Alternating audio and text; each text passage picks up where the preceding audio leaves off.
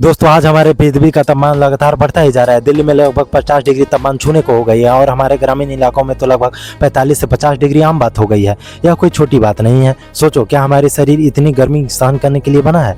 क्या हम इस तापमान में लंबे समय तक जी सकते हैं? अमीर लोग तो एसी में बैठ जाएंगे, लेकिन गरीब का क्या? गरीब कहाँ जाएंगे? जो लोग रोज कमाते हैं, जो लोग धूप में काम करते हैं, जो सड़कों पर खेतों में काम करते हैं, मेहनत करते हैं, वे इस आग जैसी गर्मी में कैसे जिएंगे? 45 से 50 डिग्री में लोहा पकड़ना कितना मुश्किल हो सकता है। सांस लेना भी भारी हो जाता है। और सिर्फ इंसान ही नहीं, पक्षी, जानवर, छोटे छोटे चिड़िया, उनके पास ना घर है, ना पंखा है, ना एसी है।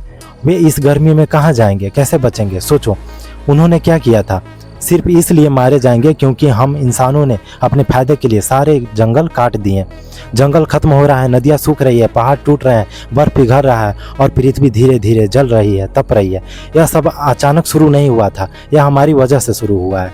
हमारी लालच के चलते, हमारी ज़रूरत से ज़्यादा खपत के चलते और हमारा ध्यान न देना इस चीज़ पर। हम अपने ही घर को बर्बाद कर रहे हैं, हम अपने ही पृथ्वी को बर्बाद कर रहे हैं। और सबसे बड़ी बात, हमें फ़र्क ही नहीं पड़ रहा है। हम सब अपने अपने काम में व्यस्त हैं, जैसे कुछ हो ही नहीं रहा हो।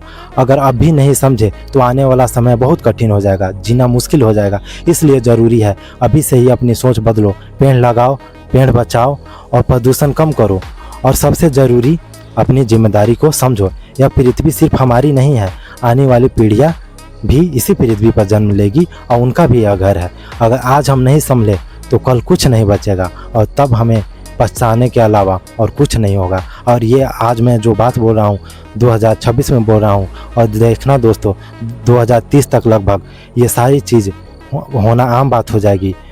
पशुओं पक्षियों मारे जाएंगे, गर्मी अपनी चरम सीमा पर होगी, पृथ्वी तप रहा होगा, गरीब लोग मारे जाएंगे और पृथ्वी बर्बाद हो जाएगा।